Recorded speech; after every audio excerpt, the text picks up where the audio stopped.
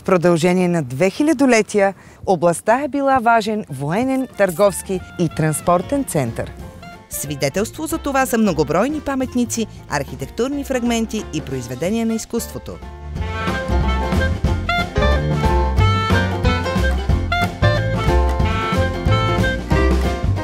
Пълноводната река с изобилна риба, хубавото плодородно поле, изпъстрено с ливади, стучни пасища, с красиви природно надарени местности, камъка и бърдо са привлекли вниманието на първите заселници.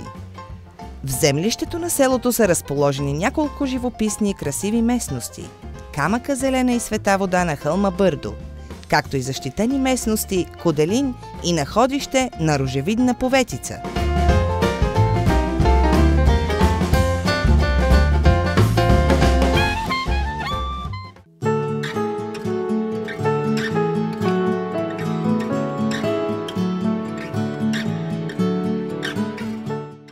В близост до Винарово се намира местността Белуйна.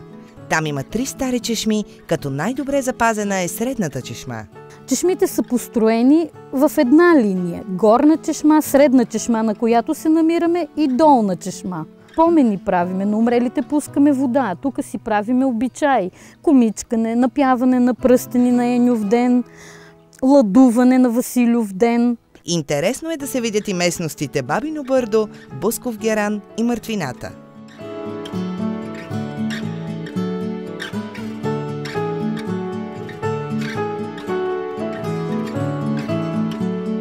В село Флорентин е изграден православния храм Възнесение Господне с много красив иконостас, а училището е открито 1878 година.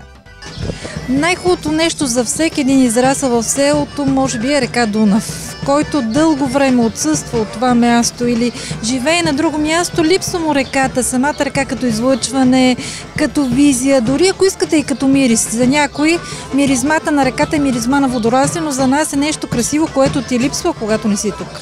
Красиви местности в село Флорентин са Потока, Бачово и Бахчата.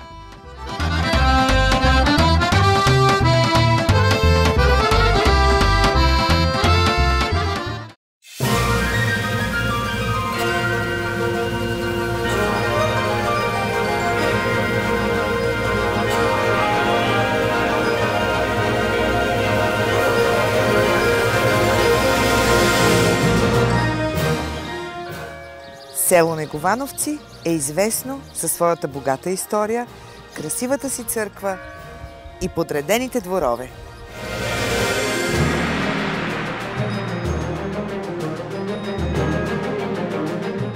Местностите в село Неговановци са Араб, Бачово и Дяло.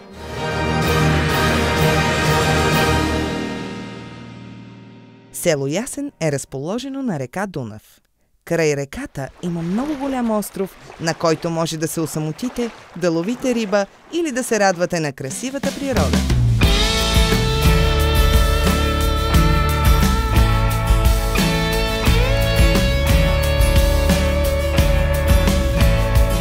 Интересни, забележителни местности в село Ясен са Хоага, до село и Дунавски бряг.